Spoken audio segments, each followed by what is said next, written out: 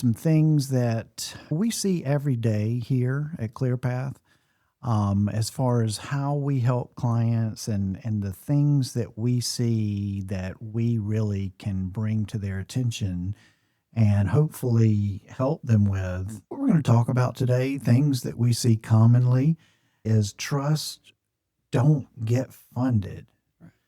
A lot of people don't understand that just establishing a trust is fantastic, and that's a major step, is getting that trust established. But once that trust is established, you have to keep going. There are other things you need to do. And for example, if you want your home, which is what the number one concern of people today is, how making sure that their home doesn't go through probate. If you want that to happen, you have to go that extra step and pay somebody. Typically, in South Carolina, it has to be an attorney, but in some states, it could just be a title company or that sort of thing, to go ahead and retitle that house into the name of the trust. And that's how the trust gets funded. So 2 ways a trust gets funded. Let's go through them real quick here, Mitch. So the first way is you retitle something, right? You retitle it into the name of the trust. I have the Stewart Smith Living Revocable Trust, and I have retitled my home into that trust. If you don't do that, then the trust is worthless, right? If you don't have assets retitled into the trust, then you didn't fund the trust, and you did the trust for nothing. The other way is with certain assets, you're going to want to not retitle them into the trust, but you're going to want to name the trust as the beneficiary. And just help folks get clear on that. What's the difference there? Yeah, this could be really confusing. The way I like to explain it, I try to keep it really simple. Any asset that you could hypothetically make joint has to be retitled in the trust. So I like to think about like the house, bank accounts, anything that you could technically own together with a partner, you can retitle into the trust. But if it's something that has to be held yourself, like IRAs, 401ks, life insurance, you can't own an IRA jointly, right? It has to be in your name because you have to take RMDs, that kind of thing. Those things you have to make the trust the beneficiary of. So try to keep that distinction. Think, if I could hypothetically make this joint, we need to retitle it. If it has to be in my name, like my Roth IRA, we want to make the trust the beneficiary of that asset. Yeah. Definitely don't want to make an IRA retitle it into the trust, because like Mitch said, required minimum distributions are coming on that thing, and you will create taxable events that don't need to happen. And trusts are taxed at different rates than individuals. And so you could cause yourself all kinds of problems there. But what most people do is they title real property, their homes, their vehicles, land, real property into the name of the trust. And they make certain accounts like IRAs, Roth IRAs.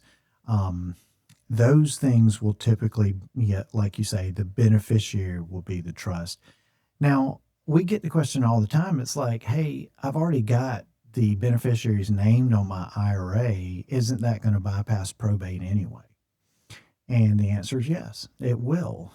But, it in that case, it will bypass probate. It will go directly to the beneficiaries. If you're good with that, if you like that beneficiary designation, you're good with it, then that's fine. You can leave it alone. You don't need to make the trust the beneficiary. But if you want those assets disseminated any other way other than all at once, you want to give it out over a number of years or at certain ages and that kind of thing, then that can be done with the trust, not through a beneficiary designation.